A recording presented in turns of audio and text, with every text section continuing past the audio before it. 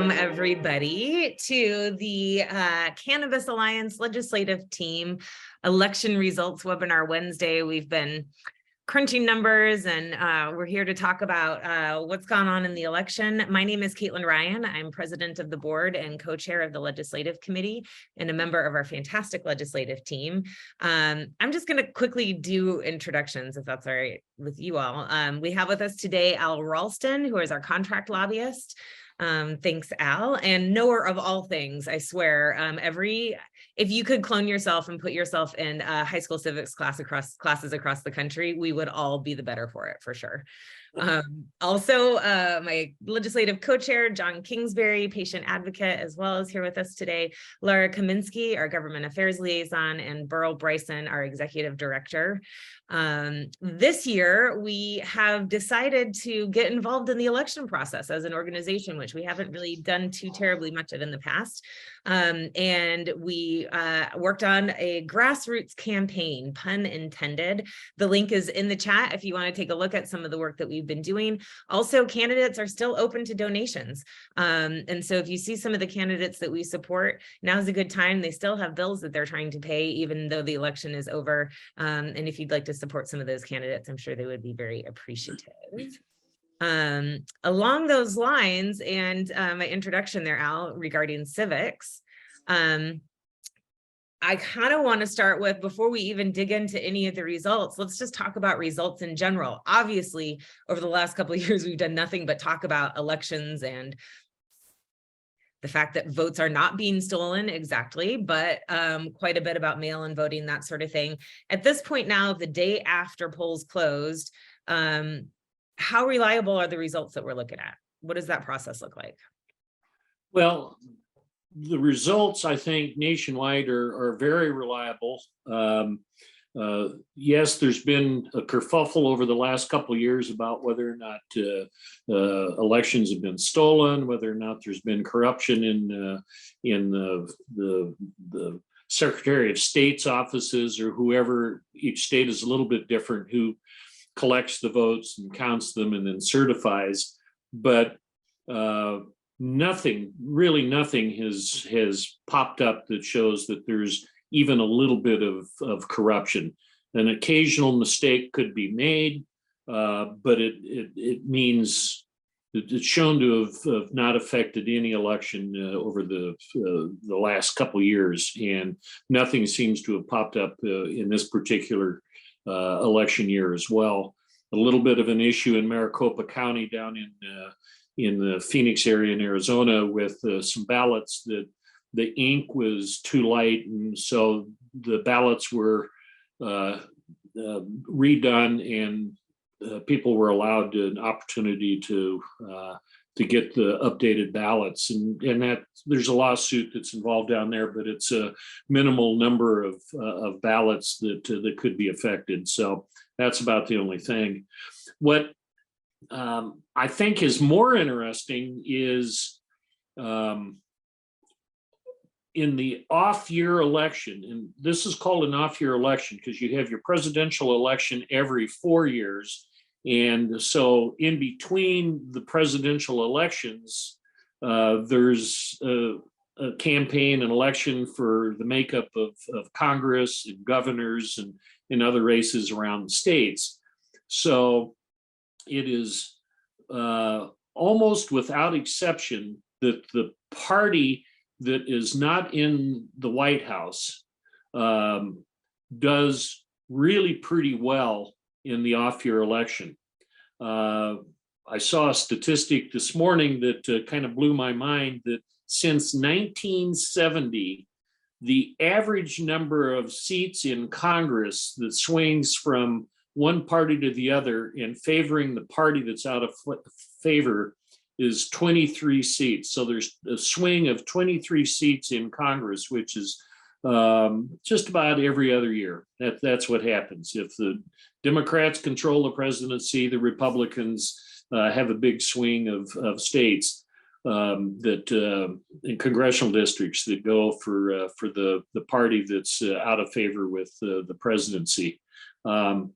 This time around, it's going to be close, but it's nowhere near 23 seats.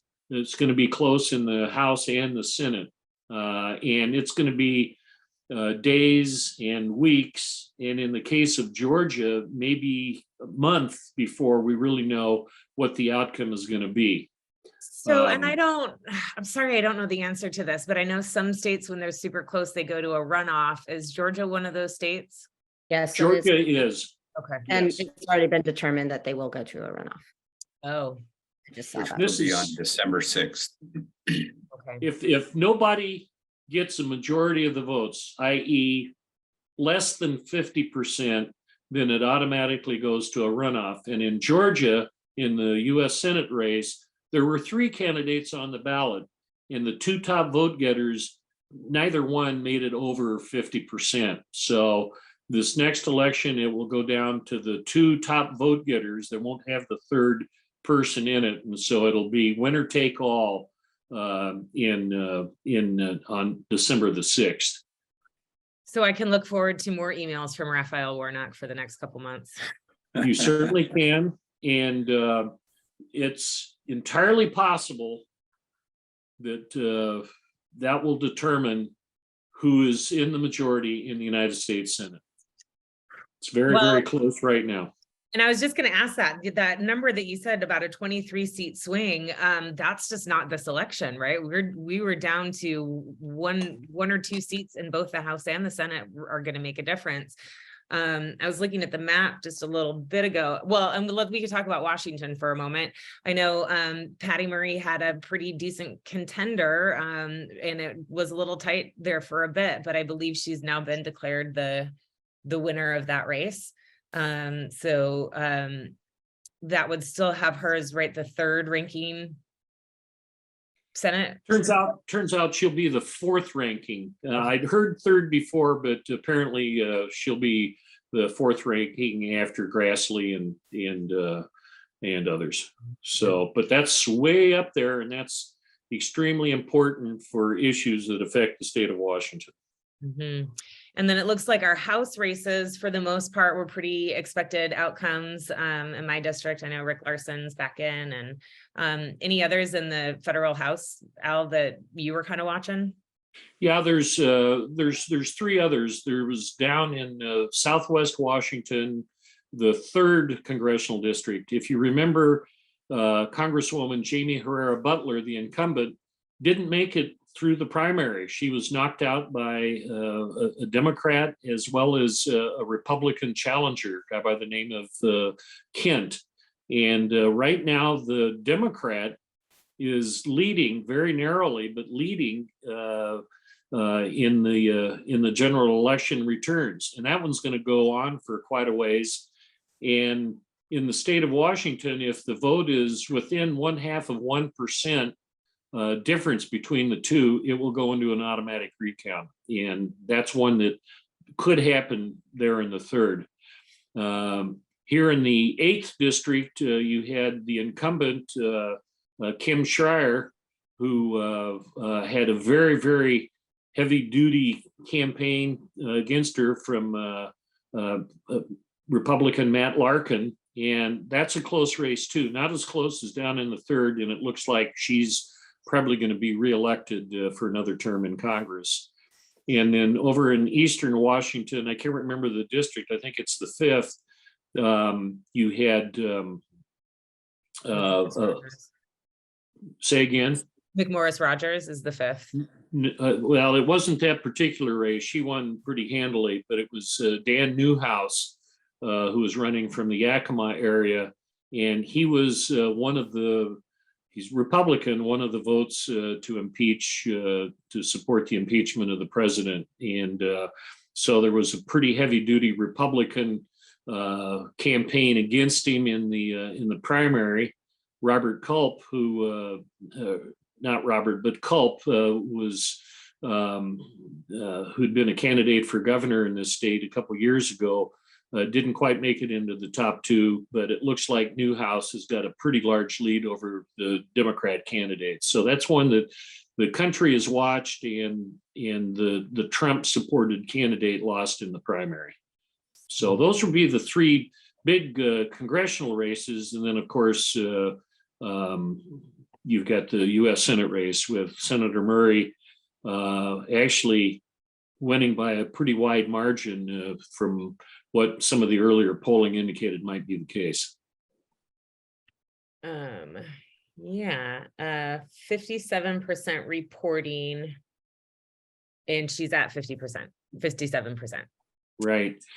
Now, in this state, usually the count will come in on statewide races around 3 o'clock in the afternoon. And so there's one update every day. Occasionally there may be 2 updates, but usually it's just one update. So we're going to all be waiting every day, every afternoon to see what the new count is, particularly for those races like the 3rd congressional district that are pretty close. Mm-hmm. Well, and while we at the Cannabis Alliance tend to primarily focus on our state races, and we'll certainly get to that, and that will be the bulk of our conversation, you can't be in cannabis and not be watching it at the federal level as well. Beryl, I'm kind of curious on your thoughts. You know, we've now had the declaration from the president saying that we're going to investigate the scheduling of cannabis, whether it deserves to be considered no medical use and very harmful, which we already know the answer to that. And if that is an effort to move things along, and is that going to keep Congress from acting while they're waiting for the president to do his thing, or are they going to keep going? And if they do, given these results, you know, cannabis actually tends to be a bipartisan issue. Will this impact those cannabis discussions moving forward? It's also not, by the way, just legalization. We're looking at banking and other incremental change as well. I'm curious what you think. Yeah, so in President Biden's announcement that he was going to pardon all of the cannabis possession federal charges that had occurred and release the people that were in prison for possession only cannabis crimes. He also announced that he was going to review or ordering a review of the status of cannabis as a Schedule I narcotic. And so, as we know, Schedule I narcotic means highly dangerous and no medical benefit. And so it's our sort of informed opinion that cannabis cannot survive a review that holds it to be highly dangerous and to have no medical benefit, especially when 30 plus states have already enacted medical cannabis. So absolutely, I think that cannabis will be rescheduled or descheduled. And my feeling is, and I think this is kind of supported in things that have happened in the past, is we're probably looking at about an 18-month process to 2-year process for this. It seems like an election issue 2024 that this will actually be decided. So I would anticipate seeing a reschedule or a deschedule by summer of 2024. And really the question is, if it's rescheduled, that should allow for banking access in 2024. And if it's descheduled, effectively, that's national legalization if it does occur. So I'm looking forward to see exactly what does happen. My sort of inside the beltway guess is that it will be rescheduled and not descheduled, but that will allow for banking, and it will allow, it will be the first step towards federal legalization. So it will allow for more states to participate. It will open the doors more. Whether or not we'll see interstate commerce happen, I suspect that will happen on a reschedule, and that will still open the door as well. So we're sort of anxiously awaiting the results of that, but I think it's going to be 2024 before we see any kind of announcement on that. Mm-hmm. Al, do you have any thoughts on whether the legislature is going to go ahead and continue to move forward on potential either comprehensive reform or incremental reform, knowing that this landscape now exists that Beryl just described? We're talking about the state legislature? No, the federal legislature. Again, it depends on who is in charge in Congress, who has the majority, and where that's going to fit on their schedules. Right now, all signs point to having the Republicans in charge very narrowly in the House. And it's going to be up to their leadership to see if that's something that they want to get behind and work in a cooperative bipartisan basis or not. But my guess is that they're going to have a whole lot of other priorities that they're going to want to get into, and where this is going to fit in their schedule, I'm not entirely sure. The Senate, similar situation. We're not going to know until Nevada, Arizona, and Georgia are decided as to who's going to have the majority, but it's only going to be a tie or one way or the other. So I'm guessing it's going to be an election issue in 2024 more than heavy duty action in Congress. Well, and then along those lines, Congress and the president decide, some states put it on their ballot here in 2022. Laura, do you want to talk about those results? And while we are not involved in psilocybin necessarily, obviously we've got a lot of crossover between cannabis and psilocybin. What happened across the country regarding those two things? So it's a mixed bag for sure. So it's looking like in Maryland, actually, so they had on the ballot that the possession and use of cannabis would become legal for people over the age of 21, and starting in July of 2023. And that is actually passing heavily, 65% or thereabouts to 34. Missouri also had it on the ballot, possession and use would become legal, and that is also passing 53 to 46 or thereabouts, or 47. North Dakota and South Dakota both had it on the ballot, and that is failing. I'm not sure if that's a big surprise to folks or not, but not hugely, considering it's definitely more balanced. Arkansas also had it on the ballot, and that is failing, 56 to 44 about.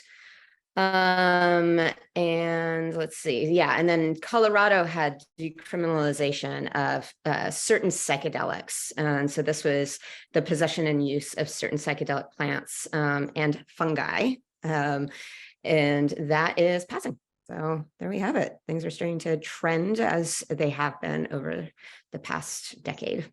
Yeah, I'm kind of curious what you all think. So I sit on the legislative task force for the legalization of psilocybin here. There's been talk about going about this legislatively, and I'm sorry, this is just a tiny little detour. We will not spend a lot of time on. But I'm kind of curious, here in Washington, we're pretty ripe for legalization as well. Do you think just projections, what your thoughts are? Will this be a ballot measure like we're seeing in Colorado and Oregon, or do you think it could happen legislatively here? Yeah, Laura. I think knowing our state and how conservative our legislature tends to be, that it likely would be a ballot issue and not a legislative one. That's just my take. Yeah, I tend to agree with you too. I agree. They're not going to take the lead on this, but they will accept the lead from the citizens of the state. And so I think that's something that will get geared up, and signatures. You'll see people out gathering signatures and expect it to be on the ballot in 2024. Agreed. Yeah, I agree. Thanks for taking the time to talk federal, because it does impact us. But here in Washington, like I said, we're primarily usually focused on our state legislature and that policy. Like I had mentioned at the beginning of this, we did work on a grassroots campaign through this election cycle with quite a few candidates, and some even really, really closely. And I just want to go through a few, and I want to lead us off with our favorite chair of the Commerce and Gaming Committee, Representative Shelley Kloba in the 1st District, who actually, when redistricting happened, learned that she was no longer in the district that she represented, moved, sold the house that they had raised their kids in and everything, moved into an apartment, and then found a new house to be able to continue to serve in her district, which we are really grateful that she did. I find her to be really thoughtful and kind, and truly embodies what it means to be a public servant. And she's done just fine in her district. So we want to say congratulations to Representative Kloba. Any thoughts on that race in particular? Yeah, we kind of expected it. We're not her only fans. Her district also thinks that she's pretty great. Let's see. Now, one that was not quite so easy that we were pretty heavily lending support in was for Representative Sharon Shoemake, who it looks like could potentially now be Senator Sharon Shoemake. Burl and Lara, you are in her district, and Al, you know her pretty well. I'd like to hear more about that. In our preparation for this, Lara, you had said, can't remember who it was, but had said it was $1.6 million in independent spending in Whatcom County. Yeah, I believe that was Al that threw out that number, but I'm happy to chime in terms of just the effort from the Republicans for that particular seat that was appointed to Simon Sefzik after Doug Erickson passed. And he was running now to actually maintain that seat. And the Republicans were putting out quite a bit of effort. I mean, where I live and driving around, the amount of signage was tremendous. And I'm not talking about the small yard signs. I'm talking about like big signs that were on every corner and then would get updated with smaller signs. I mean, they were really putting out a strong effort, and it felt very close up here. So to see that Sharon has been in the lead as the results come in is quite heartening.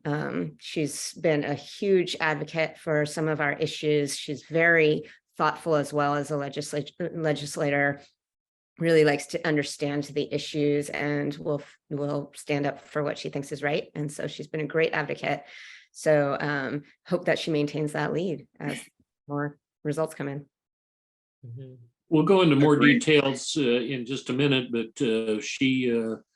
it was one of three major Senate races that were concentrated on by the Democrats and the Republicans.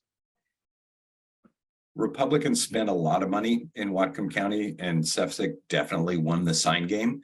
And we had an opportunity to talk with Representative, hopefully soon Senator Shoemake, about that issue, and she said, the sign game isn't the vote game, and she's currently leading by about 2 points right now, which is definitely heartening. She is a great candidate, super hardworking, very smart, and informed on the issues, and somebody that I think makes really good decisions. So she was on point and on her sign game messaging, and she has been stumping really hard, and we at the Alliance have been supporting her. She's an important ally going forward, hopefully in the Senate, and so we look forward to working with her on a lot of our very aggressive legislative agenda that we've got coming up for the next legislative session. Mm-hmm.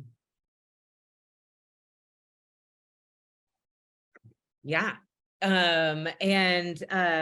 Al, you said you were about to go into a little bit more detail on that, but I would like for you to weigh in on just mail-in voting and how long we can expect. John and I were talking last night about the tendency, and I'm curious if this is actually true or not, or if this is just a thing, that the later votes tend to skew more towards Democrats rather than Republicans. Is that typically only in states where they offer in-person and mail-in, whereas here in Washington, we only have mail-in? As they continue to count votes, is there any indicator that we can know where things are going to go? Should we expect that Shoemake is still going to win? Is it anybody's race? I don't know. Curious what you think. Well, I'll try to dig into that if I can. The state of Washington is somewhat unique amongst other states in the nation. First of all, with redistricting, in other words, every 10 years, there's a change in the district boundaries of every congressional district, and it's based on population. And in this state, we have 10 congressional districts because of the size of the population. But redistricting is done by an independent commission, and so it's able to avoid some of the the partisan gerrymandering things that have a tendency to happen in other states. It has to pass a straight face test here, as other states have to also, as to whether or not it's a district that represents fairly the number of people divided by the total population for each district or whatever. But with 2 appointed Republicans and 2 appointed Democrats and a non-voting independent 5th person makes up the redistricting commission. And so you get some pretty good boundaries that are set up every 10 years. They do change and fluctuate, but in this state, those boundaries are pretty good. Within that, for the congressional districts, then you get the redistricting or the remaking of the state legislative districts. And in Whatcom County, which is where the 42nd legislative district is, which is Sharon Shoemake's district, has been the House member, a Democrat, and was the candidate that made the grade in the primary to run against the recently appointed Republican, made for a very interesting race. And that district has been for decades a Republican-controlled district for the most part.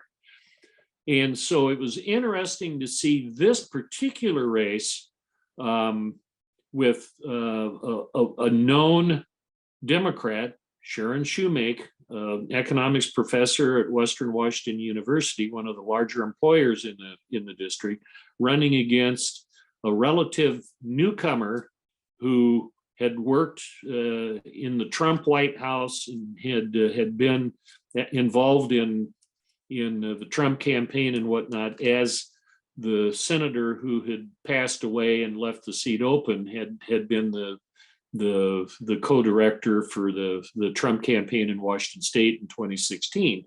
So you had an interesting contrast between Shoemake, the Democrat, and Sefzik, the Republican.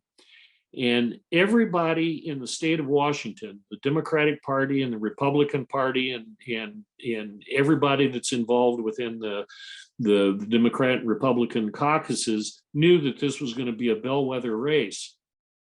Now, what the assumption had been is that this great red wave that was going to sweep across the country would sweep the incumbent Sefzik back into office and to retain his seat.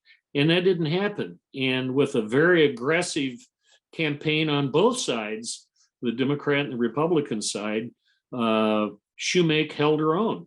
And that's why today we're seeing a vote that's fairly close, with Shoemake as of this morning at 51.31% and Sefzik, the incumbent, at 48.6%.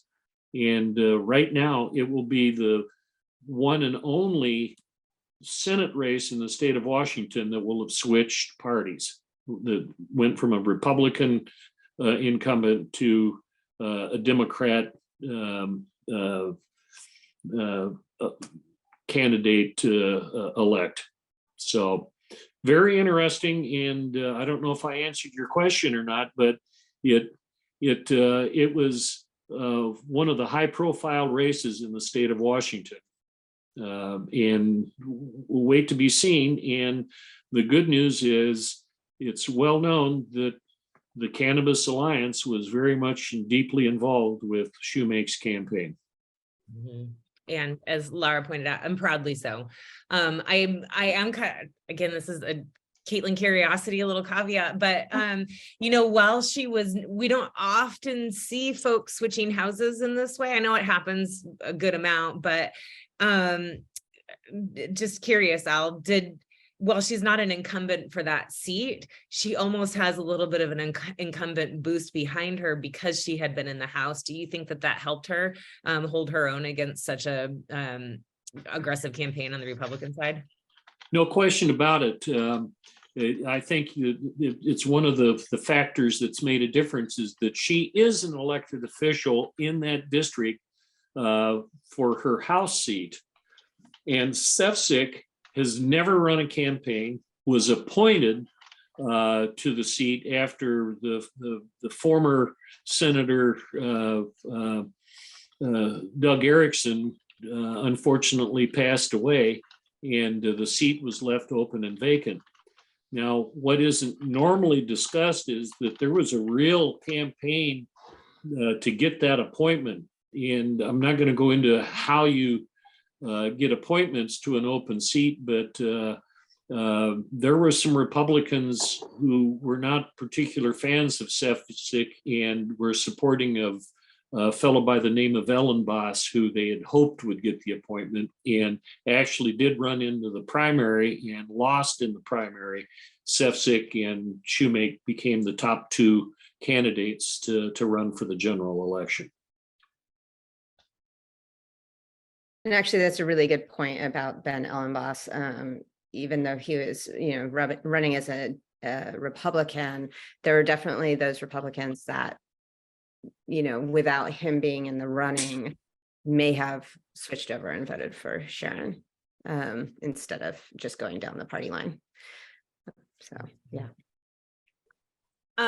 Well, and that is the most, I think, exciting race we have to talk about. However, and I think mostly, thankfully, a lot of the rest of the races we were looking in on kind of performed as expected for the most part. John Lovick did very well in his district, which again, another person who just truly embodies what it means to be a public servant around cannabis issues. He's particularly interesting, former law enforcement, and has a great story about a change of heart of where he used to be from that law enforcement perspective to where he is now as a legislator. And I always enjoy having an educational conversation with him as he is more and more curious to learn about cannabis and our policy needs moving forward. Al, I know you've been friends with John for a long time. Do you have any comments on that race?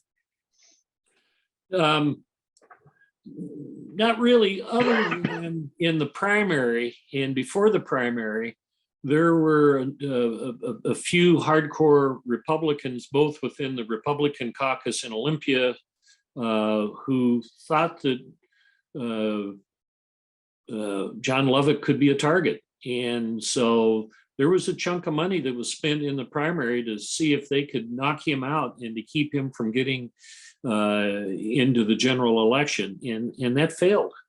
And they backed off, and so John Lovick had to go through a little bit of a trial by fire going into the primary to be able to move on to the general election. And so his election or re-election which is the case, really occurred in the primary rather than the general. And he is one of those individuals who listens to his constituency and takes his job very, very seriously. And cannabis is one of those issues that he has done a 180 on in our direction, and has been very open about how the war on crime maybe was somewhat of a mistake going forward, and has become very open to take a look at the issues that are important to the cannabis community with legislation moving forward. A great guy. Yeah. I can also speak to my district, Strom Peterson back in, Lillian Ortiz-Self back in. Both Strom is no longer on our relevant committees, but really when he was on Commerce and Gaming did a lot to educate himself on cannabis issues. And so while we may not run into him in the committees too terribly often, it's always nice to have another legislator out there who knows a little bit about what they're talking about when it comes to cannabis. So we're happy to see him back in.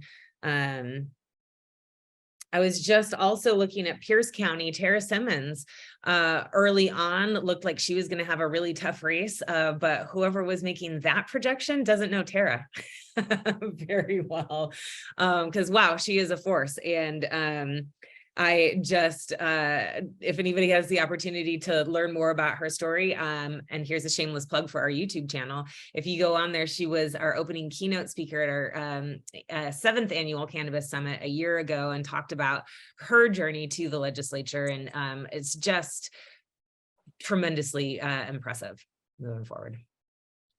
Yeah. I first met her walking the halls of Olympia as we were working on abating misdemeanor crimes, and she was out there as a volunteer working on the issue. Met her and was just hugely impressed, and then she got the bug and decided to run for the legislature and won. And very, very exciting story, and just a tremendous individual. Okay, now you might have picked up, we tend to support Democrats. Democrats tend to be a little bit more open to cannabis. However, every so often we end up with a Democrat who we would really like to support, but still might need to pull along a little closer to our issue needs.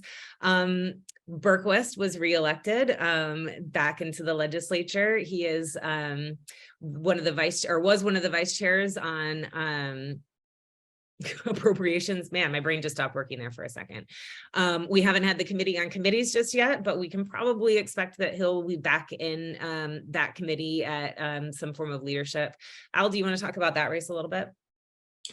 Yeah, he's represents the 11th legislative district, which is almost entirely Renton and a little bit of Tukwila, and was a school teacher, a tennis coach by profession.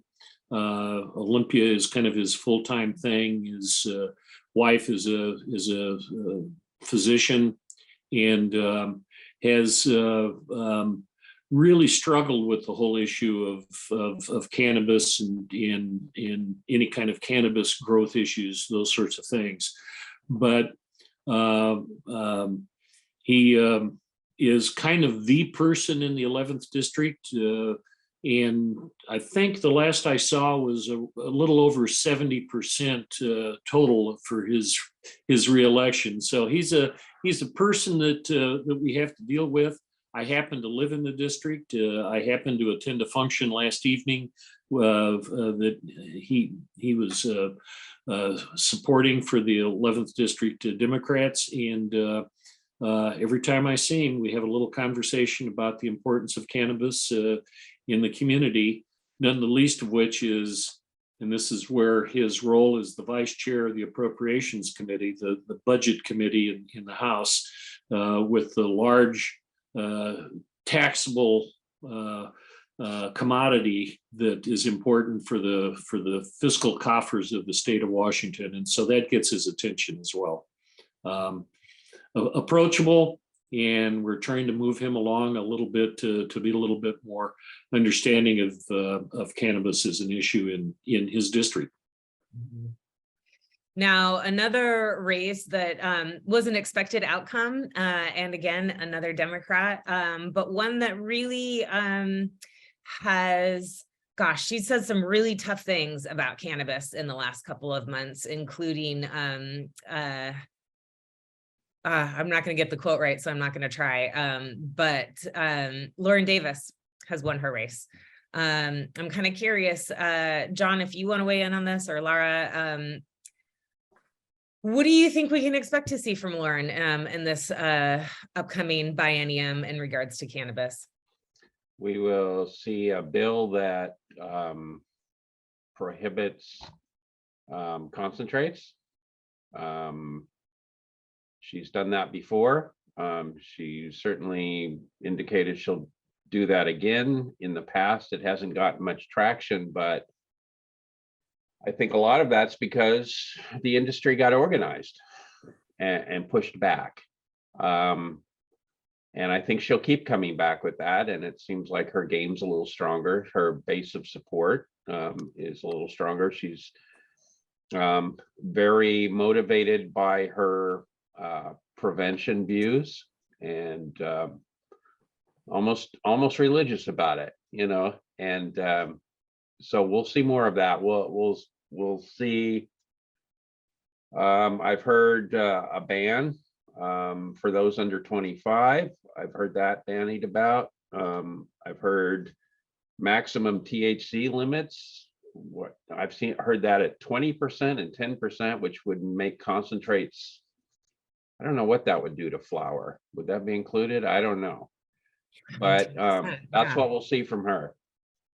Yeah, and just to weigh in, I mean, I think when she floated legislation initially, it was very knee-jerk and not very well thought out in terms of the impact. And yes, the industry was able to come forward with some compelling arguments as to why some of those initial attempts wouldn't work.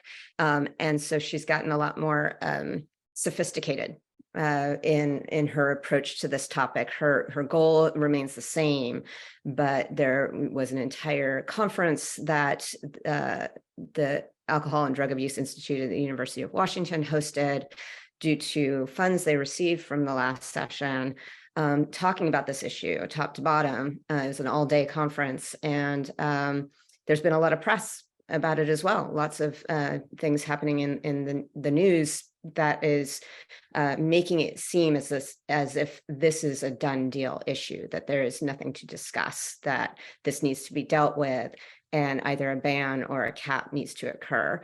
So it's definitely become a much more nuanced and sophisticated conversation that we will be having to deal with this next.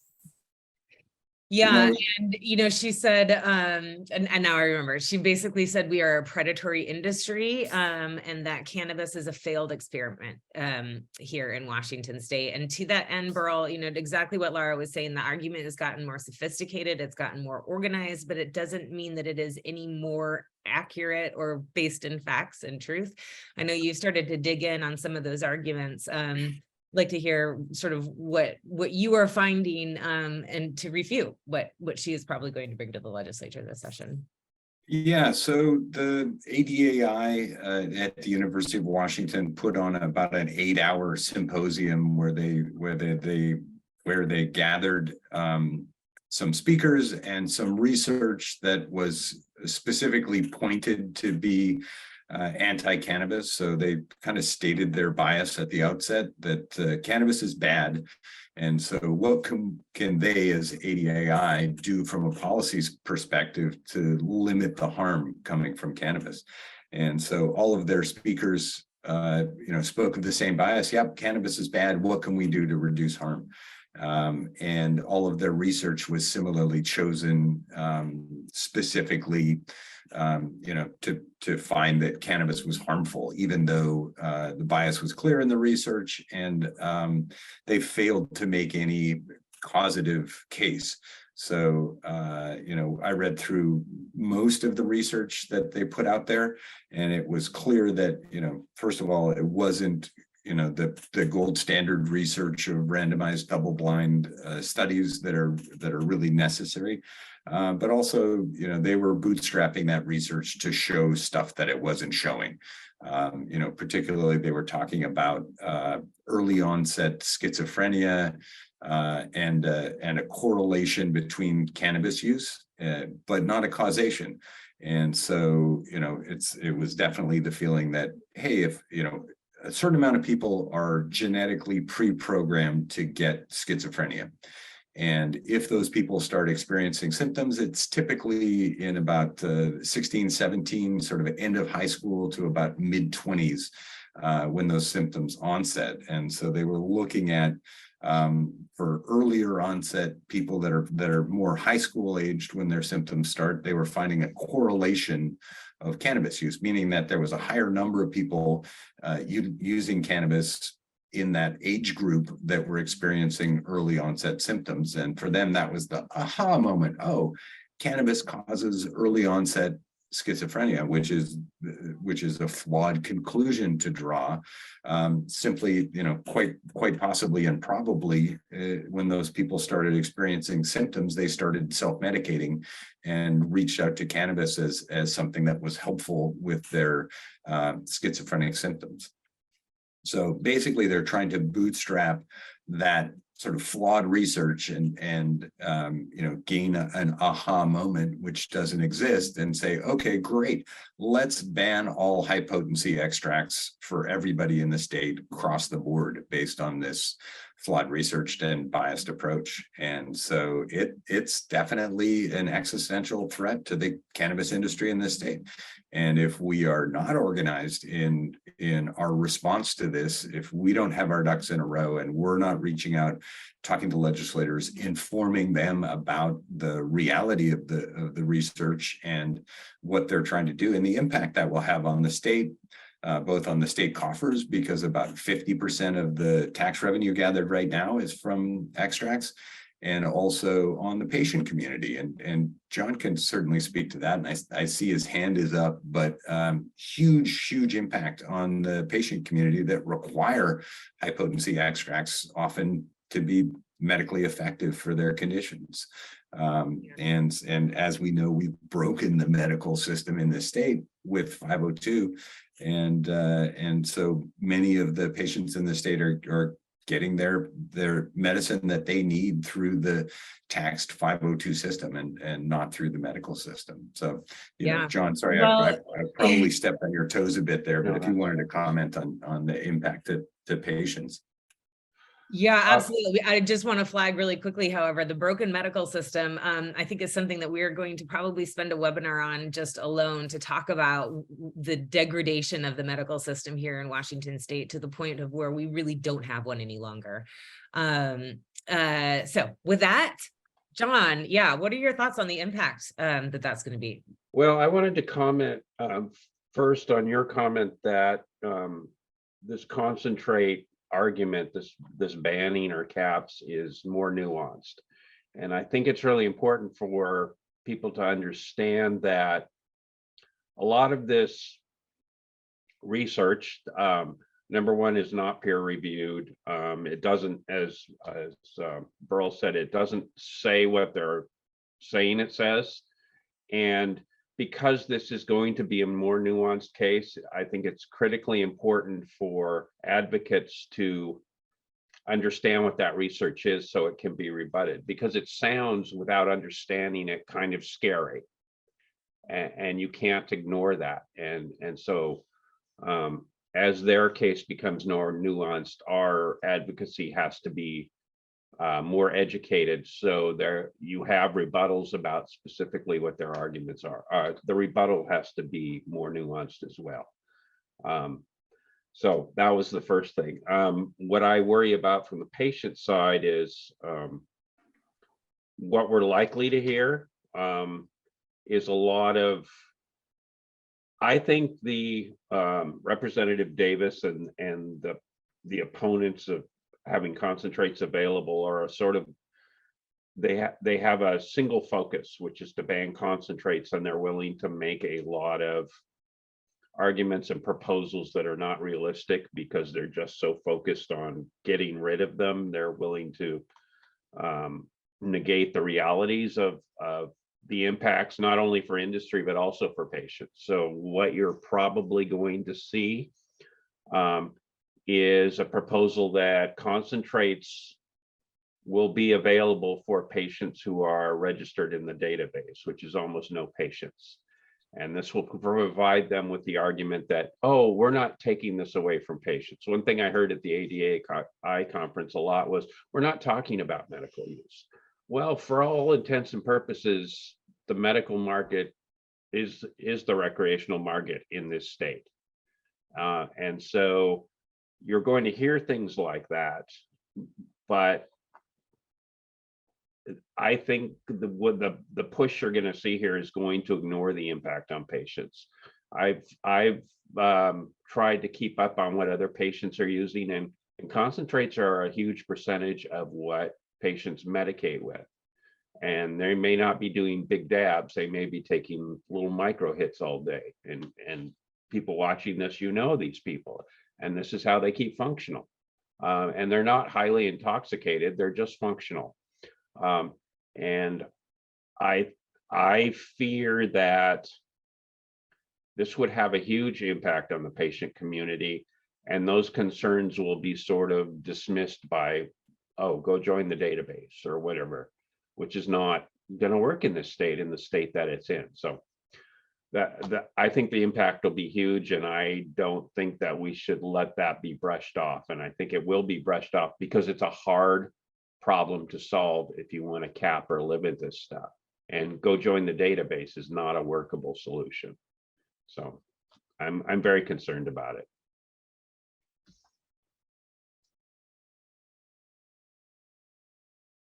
Got it. So we only have a few more minutes. We're going to wrap up here in a minute. It looks like we had an audience question. Eric, do you want to, I saw your hand raised for a heartbeat there. Yeah, it wasn't so much, well, I did have a question. I joined late and I apologize for that. I didn't get the current status of Shoemake's election. Is that looking positive, or It is. is that? Yeah. Okay, good. All right. So But currently Shoemake is slightly in the lead with lots of votes to be counted.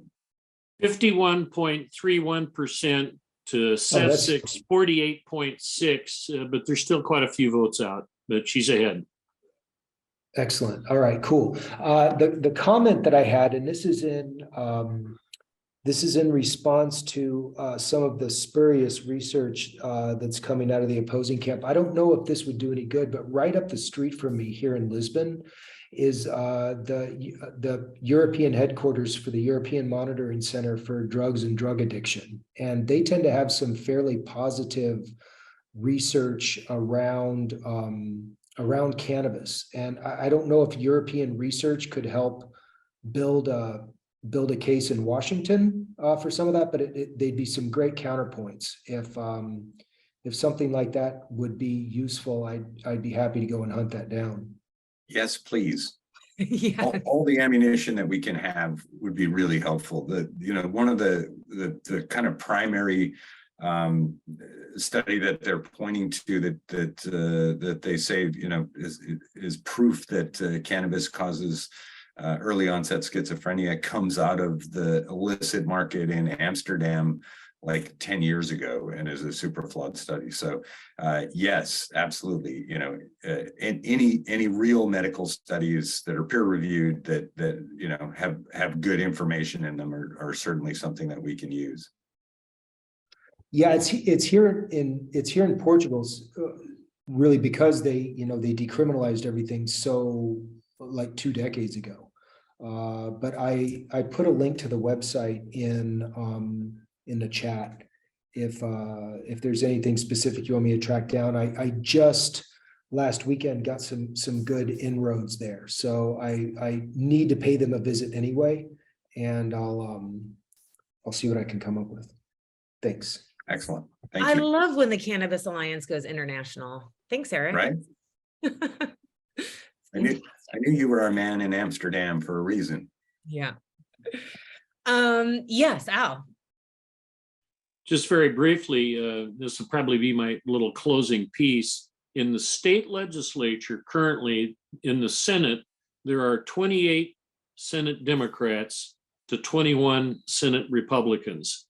So the attempt this election was for the Republicans to try to flip 4 seats.